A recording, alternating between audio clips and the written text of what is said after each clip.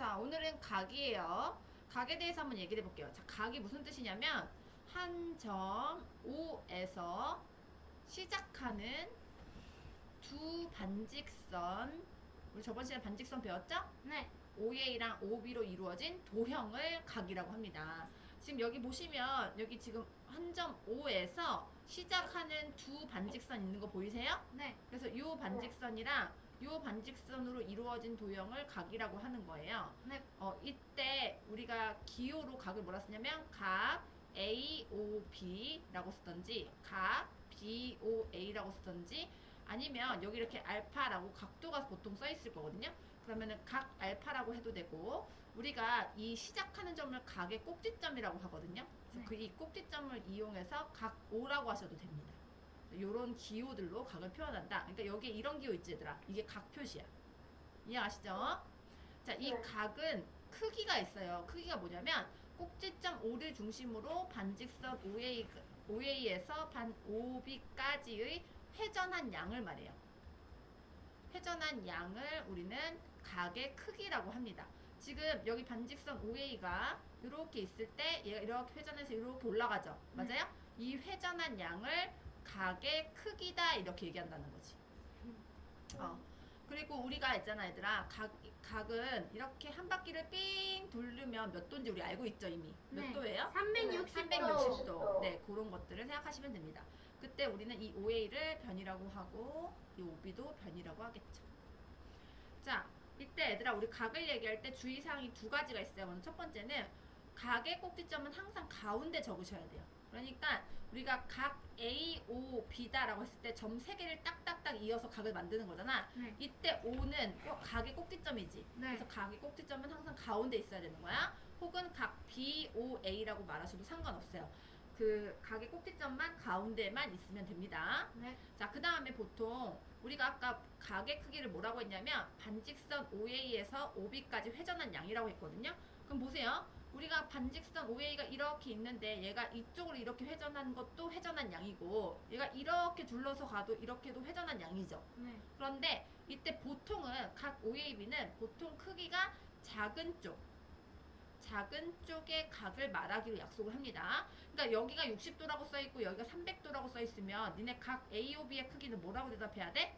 60도다 이렇게 대답하는 것만 조심하시면 됩니다. 네, 질문. 저기에 보통 크기가 작은 쪽의 각을 말한다고 써있잖아요. 그러면은 그 어떤 때는 크기가 큰 쪽으로 하는 것도 있는 그거는 만약에 그렇게 하면 보통 제시를 해줄 거야. 근데 니네가 배우는 네. 중1-2에서는 작은 쪽이 다예요. 네. 이건 나중에 배웁니다. 네, 고2 때 배워요. 네. 자, 그 다음에 이 각은요, 총 네 가지 종류가 있어요. 먼저 첫 번째는 평각, 두 번째는 직각, 그 다음은 예각, 그 다음은 둔각. 이렇게 네 가지 종류가 있어요. 자, 먼저 평각은 뭐냐면요, 크기가 180도인 각을 평각이라고 합니다. 직각은 뭐냐면요, 크기가 90도인 각을 직각이라고 하고요. 예각은요, 크기가 0도보다 크고 90도보다 작은 각을 우리는 예각이라고 부릅니다. 둔각은요, 크기가 90도보다 크고 180도보다 작은 각을 둔각이라고 부릅니다. 네. 자, 이 평각은요, 우리가 180도라고 했는데 어떻게 생긴 거냐면 각의 두 변이, 얘들아 각이 생기려면 각에 대한 변이 두 개가 있어야 되지. 네. 맞아? 이 두 변이 꼭지점을 중심으로 하고 서로 일직선 위에 있는 상태예요. 그리고 이때 결국에는 그러니까 한 직선처럼 보이겠지? 이 한 직선처럼 보이는 각을 우리는 평각이라고 한다는 거지. 예를 들어서 이런 거야. 자, 꼭지점이 여기 있고요. 이 꼭지점을 중심으로 일직선 위에 두 변이 놓이게 되어 있어요. 그래서 얘가 한 직선을 이루고 있는 상태. 우리가 이것을 뭐라고 한다? 평각이다 이렇게 부른다는 거지. 얘들아, 평각은 몇 도라고요 무조건? 180도라고요.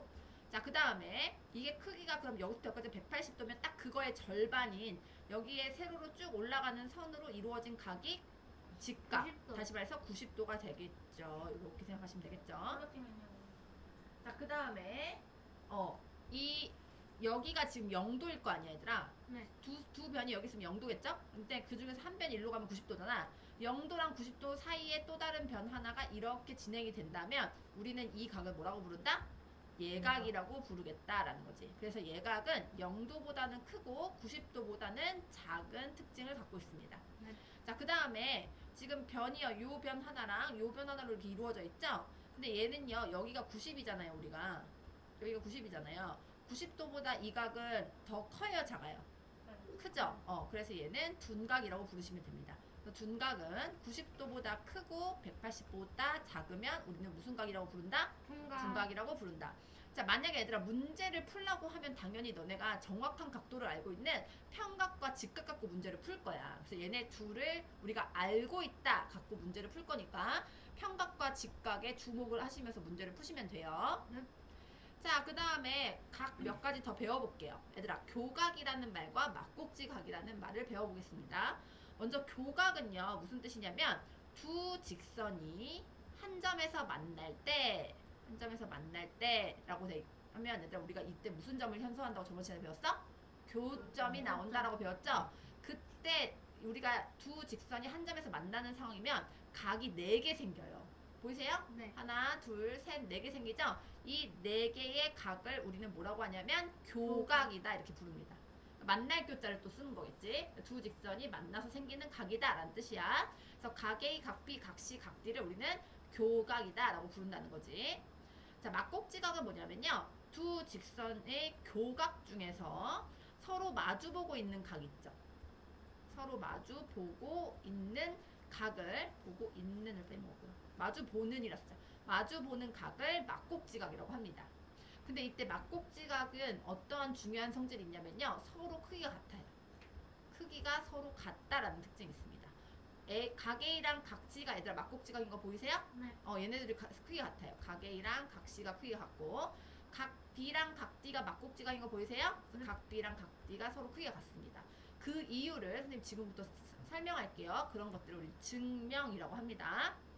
자, 얘들아 봐봐. 우리가 여기 이렇게 일직선이 있다라는 것은 너네한테 뭘 준 거냐면 얘가 평각이란 걸 준 거야. 이해가요? 네.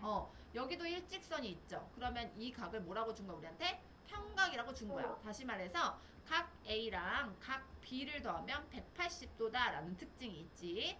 그 다음에 각 B랑 각 C랑 더해도 우리가 180도인 걸 알잖아. 이때 우리가 얘네 둘을 둘 다 지금 뭐가 들어있냐면 각 B가 들어있거든. 그래서 어떻게 얘를 쓸 거냐면 각 A는 하고 쓸 거야.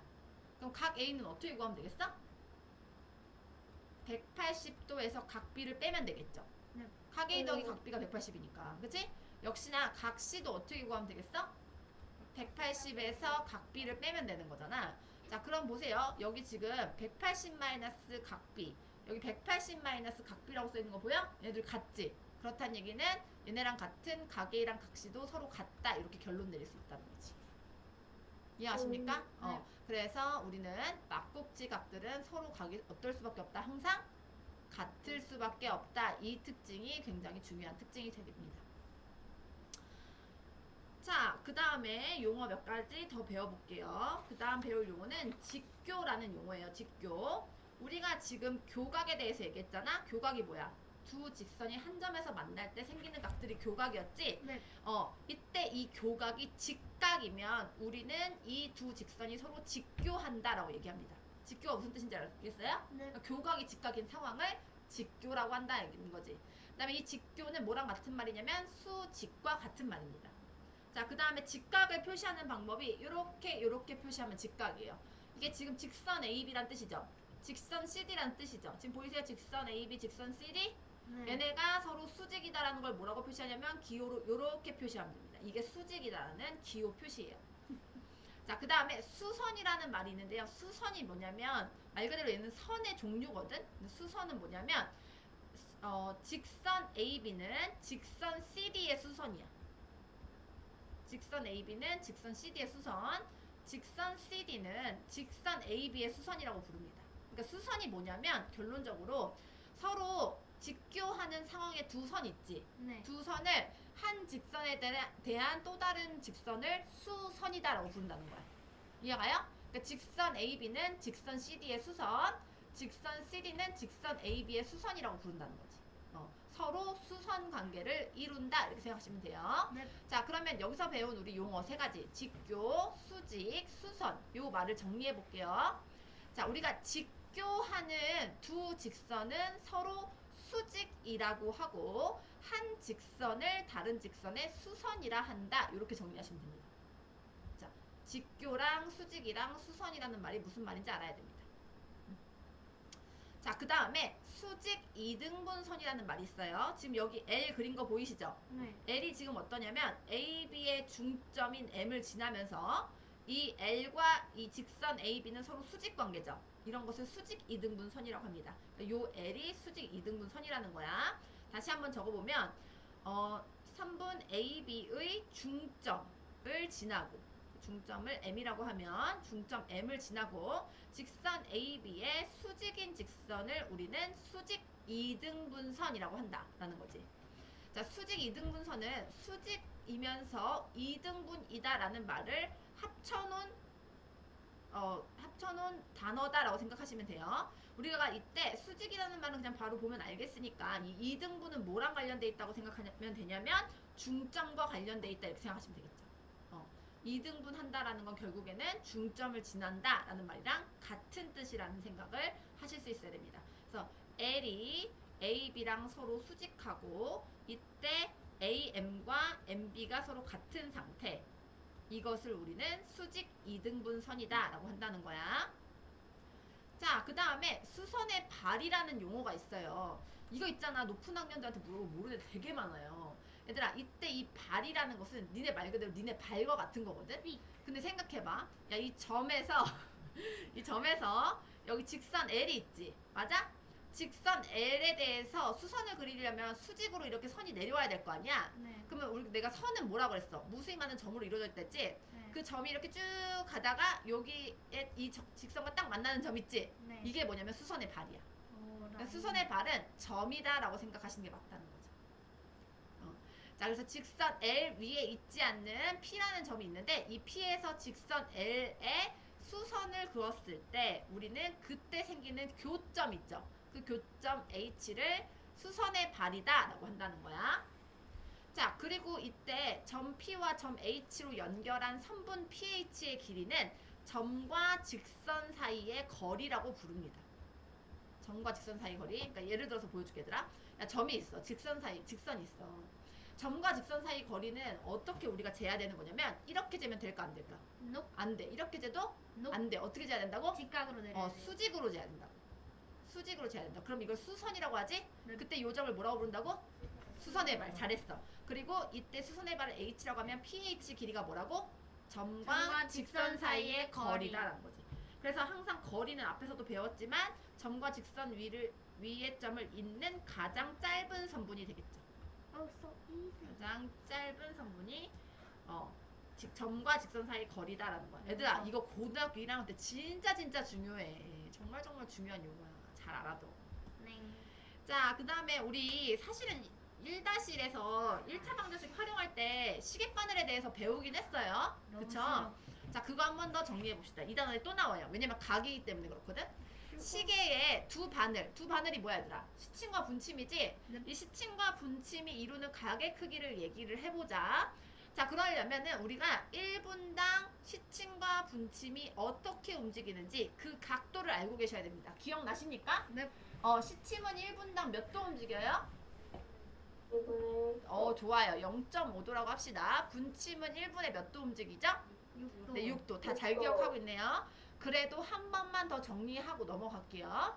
자, 얘들아, 시침은 12시간 동안 360도 움직이는 거 맞아요, 안 맞아요? 맞아요. 맞죠? 자, 그럼 12시간 동안 360도 움직인다는 것은 1시간에 몇 도 움직인다는 걸까?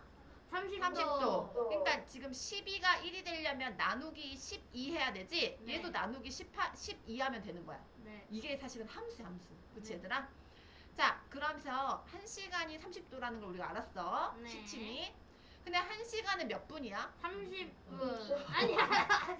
1시간은 60분이죠. 그래서 당연히 60분 동안 시침도 30도 움직일 거 아니야. 그치? 그러면 우리가 1분당 몇 도 움직이는지를 계산할 수 있겠죠.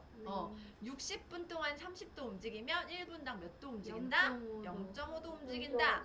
그러니까 이제 내가 이걸 왜 다시 하냐면 너네 솔직히 이거 잘 외워뒀다 까먹을 수 있겠어? 없겠어? 까먹었어요. 까먹을 수 있지? 까먹으면 네. 어떻게 하면 돼? 다시 해보면 돼. 아니 니네가 원리만 알면 되잖아. 내가 맨날 강조하는 게 뭐야? 사람은 까먹는다야. 기억은 휘발된단 말이야. 수학이 좋은 건 뭐냐면 원리로 한 번만 다시 생각해 보면은요 까먹었던 게 기억이 나요. 그러니까 그때 니네가 이 원리를 기억해서 하라고 선생님이 원리 다시 항상 보여주는 거야. 네. 그러니까는 무조건 암기하지 마시고요. 왜 이렇게 나왔는지 그 이유를 아시면서 가시면 됩니다. 수학은. 알겠어요? 두 번째, 얘들아 분침은 1시간 동안 몇 도 움직여? 360도 움직이지. 그러면 당연히 1시간은 몇 분이야? 60분이지. 그러니까 60분 동안도 360도 움직이는 게 분침인 거야. 그치? 그러면 이런 분침은 1분 동안 몇 도 움직일까? 6도 움직인다 라고 해서 60으로 나눠보면 되겠다라는 생각을 할 수 있다는 거지. 이해하셨습니까? 네. 그래서 그냥 외우지 말고 잘 이해하자. 자, 그리고 나서 여기다가 팁 하나 더 주면 선생님이 1차 방식 활용할 때도 얘기했어요. 시침과 분침을 12시를 가리킬 때를 기준으로 잡고 움직인 각도의 차이를 이용하자라고 그랬죠. 그러니까 모두 다 각도를 잴 때는 12의 한 선분이 있다 생각하고 각도를 재시면 됩니다. 이렇게. 이해 갔어요? 네. 그럼 여기 시침이 여기 있으니까 시침과 12시 사이의 각도가 여기고 분침이 여기 있으니까 12시랑 분침 사이의 각도가 이거잖아. 네. 맞아요? 그럼 이걸 A라고 하고 이걸 B라고 한다면 분침과 시침 사이의 각도는 B에서 A를 빼면 되는 거지. 네. 그래서 12시가 기준이다라는 사실을 이용하자. 잘 기억합시다. 자, 그럼 예를 들어 볼게요. 지금 이 시간이 3시 35분이래 얘들아. 3시 35분을 가리킬 때 각 x의 크기를 구하시오라고 돼 있지? 자, 그러면 각각 내가 각도를 구하자고 그랬지? 네. 누구와 시침 사이의 각도를 구하자고 했어? 12시와 시침 사이의 각도를 구하자고 했어. 누구랑 분침 사이의 각도를 구하자고? 12시와 분침 사이의 각도를 구하자고. 자, 그러면 여기 지금 12시에 하나의 선분이 있고 여기 시침이 있어요. 이 사이의 각도를 재려고 하는데 지금 요 시침은 3과 4 사이에 들어있겠죠. 네. 그러면 일단은 1, 2, 3이라는 세 칸을 지나와야 될 거 아니야? 네. 이거 한 칸당 선생님이 몇 도라 그랬지? 30도. 네, 얘가 30도인 이유는 360도를 12칸으로 나눴으니까 12로 나눠야 됐던 거지. 그치? 그래서 이 30도가 몇 개 필요해? 3개 개. 필요해. 곱하기 3. 거기에다가 3시와 4시 사이의 시침이 1시간 동안 움직여 갈 거야. 네. 그래서 우리가 1분당 시침이 0.5도 움직이는 걸 알고 있어. 네. 그치? 그럼 1분당 3에서부터 4 사이에서 이렇게 35분까지 지금 진행을 한 거잖아. 맞아? 그러면 1분당 0.5도 움직이니까 3시 35분이면 이 3과 4 사이의 요 각도는 어떻게 재면 되겠어, 얘들아? 35 곱하기 0.5. 그렇지. 0.5도 곱하기 35 하면 되겠다는 생각이 들죠. 네. 이렇게 하면 12시와 시침 사이의 각도가 나옵니다. 계산해볼게. 얘는 90도죠. 네. 얘는 0.5 곱하면 5, 5, 25, 3, 5, 15니까 17.5도예요. 이해가시죠? 네. 그러니까 90과 10.5도 더하면 얼마예요? 107.5도라고 해서 시침과 12시 사이의 각도를 재었다. 이번에 12시랑 분침 사이의 각도 재볼게. 얘들아, 이건 쉽죠? 분침은 1분당 얼마큼 움직인다고?